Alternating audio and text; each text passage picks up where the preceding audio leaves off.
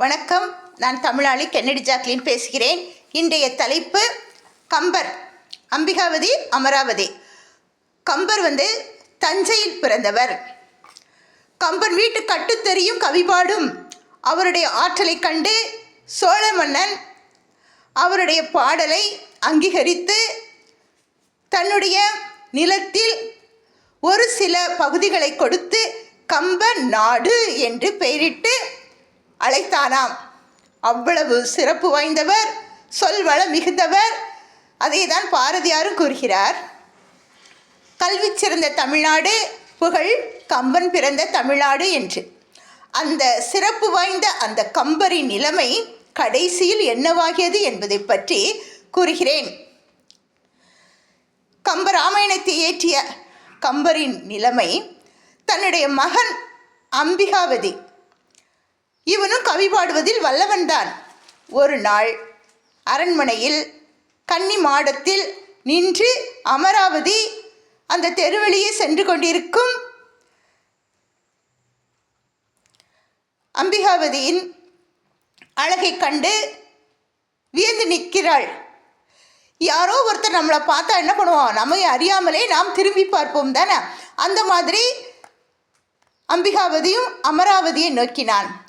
இப்பொழுது ரெண்டு பேரும் ஒருத்தருக்கொருத்தர் பார்த்த உடனே திடீர்னு வானத்தில் வந்த நிலவோ பகலில் அப்படின்னு சொல்லிட்டு ஒரு பாடலை பாடி விடுகிறான். இதை கண்ட குலோத்துங்க சோழன், அவனுடைய தந்தை, யாருடைய தந்தை? அமராவதியின் தந்தை, பார்த்து அடுத்த நாள் அம்பிகாவதி அழைத்து, நீ நேற்று பாடிய அதே பாடலை என் முன்னால் பாடு என்று. தமிழில் பாடுவதற்கு சொல்லவா வேண்டும்? ஒரு சொல்லுக்கு பல பொருள் உண்டு. அவன் எப்படி பாடினாலும் குலோத்துங்க சோழன் அதை ஒத்துக்கொள்ளவில்லை. இனிமேல் நீ இந்த அரண்மனை வாயிலின் பக்கத்திலோ எங்கேயுமே நீ வரக்கூடாது என்று திட்டி அனுப்பிவிடுகிறான். இது நாளுக்கு நாள் வளர்ந்து விடுகிறது. அமராவதியும் அம்பிகாவதியும் ஒருத்தருக்கும் அறியாமல் சந்திக்கின்றனர்.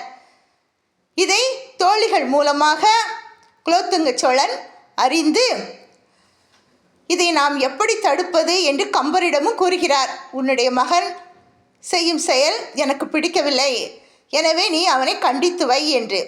அவரும் என்ன பண்ணுகிறார், தன்னுடைய மகனிடம் கூறுகிறார்.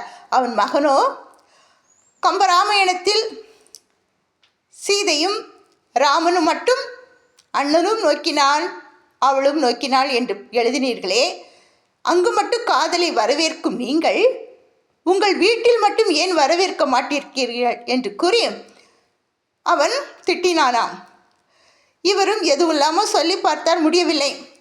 உடனே குலோத்துங்க சோழன் அமைச்சர் அவையை கூட்டி இதற்கு என்ன செய்யலாம் என்று ஆலோசனை நடத்துகிறான். அந்த வேளையில் அவர்களும் ஒரு சில ஆலோசனைகளை கூறுகிறார்கள். அங்கே ஒட்டக்கூத்தரும் இருக்கிறார்.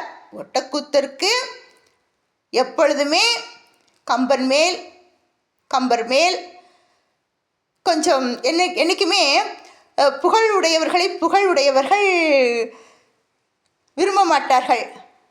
அதனால் என்ன பண்ணான், எப்படியாவது இவனை நாம் என்ன பண்ணோம், தள்ளிவிட வேண்டும் என்று ஆலோசனை இருந்தது. இப்பொழுது அம்பிகாவதியுடைய அப்பா கம்பரை அழைத்து குலோத்துங்க சோழன் கூறுகிறார், நாளை அரசவையில் உன்னுடைய மகனுக்கு ஒரு போட்டி வைக்கிறேன், ஒரு தேர்வு வைக்கிறேன். அதில் அவன் வெற்றி பெற்றால் திருமணம், இல்லை என்றால் அவன் தலை துண்டிக்கப்படும் என்று கூறினானாம். என்ன என்றால் 100 பாடல்கள் பாட வேண்டும். 100 பாடல்களிலும் காதலை பற்றியோ பெண்ணை பற்றியோ பாடக்கூடாது. அது இல்லாமல் வேறு எது வேணாலும் பாடலாம் என்று கூறி அனுப்பிவிட்டாராம். அம்பிகாவதியும் பரவாயில்லை, பார்த்து கொள்ளலாம் என்று 100வது பாடலில் 100 பாடல் முடிந்த பின் நாம் என்ன பண்ணோம், குலோத்துங்க சோழனின் மூக்கை உடைக்க வேண்டும். எப்படி அப்படின்னு சொல்லிட்டு ஒரு பாடலும் தயார் பண்ணி வச்சிருக்கான். இப்போது அமராவதி என்ன பண்ணுற, அவையில் இருப்பாள் என்று கூறிவிட்டார்கள். எப்பொழுதுமே தான் நேசிக்கும் நபர் இருந்தால் என்ன பண்ணுவாங்க, தடுமாற்றம் ஏற்படும் தானே. அதனால் எப்படியாவது இவன் பாடிடுவான், 100 பாடலுக்குள்ளே பாடும்போது பாடிடுவான்னு சொல்லிட்டு எல்லோரும் ஈகராக இருக்காங்க. ஆனால் அம்பிகாவதியும் அமராவதியும் தோளின் மூலம் பேசிக்கொள்கிறார்கள். 100வது பாடல் வரும்போது நான் சைகை பண்ணுவேன், அப்பொழுது நீ பாடு என்று. இப்பொழுது பாடலும் முடிந்தது. 100வது பாடலும் முடிந்தது. சைகை பண்ணிவிட்டார்.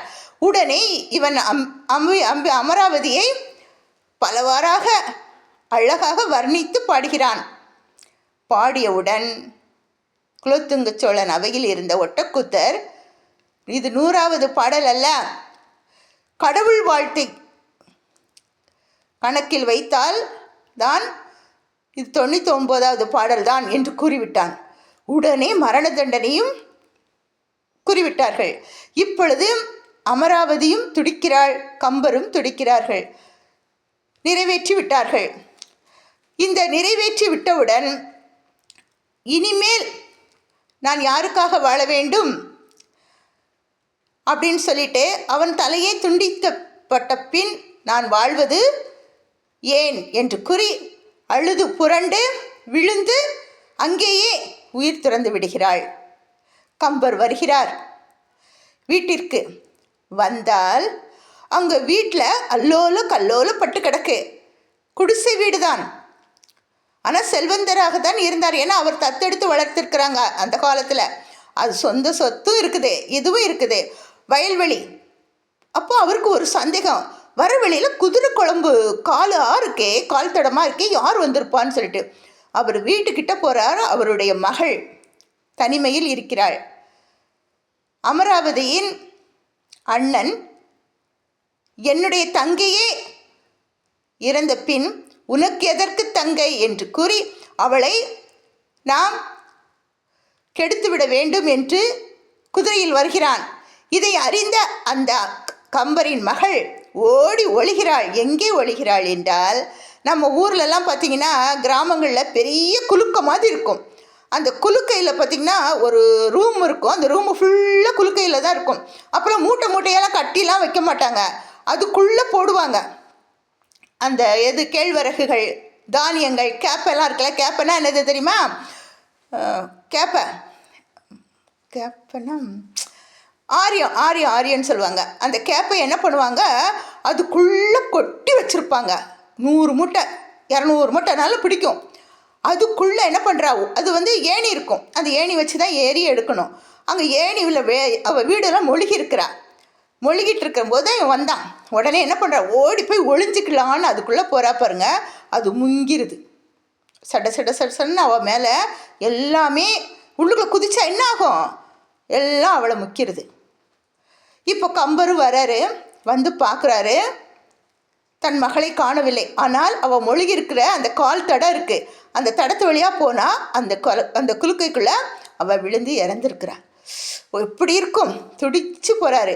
ஆனால் வந்தது யார் புரிஞ்சுக்கிட்டு இவருக்கு, இவன் தான். ஏன்னா அந்த சில அடையாளங்கள் எல்லாம் தெரியும் தானே. என்றைக்குமே திருடன் ஏதாவது அடையாளத்தை விட்டு சென்று விடுவான் என்று கூறுவார்கள்.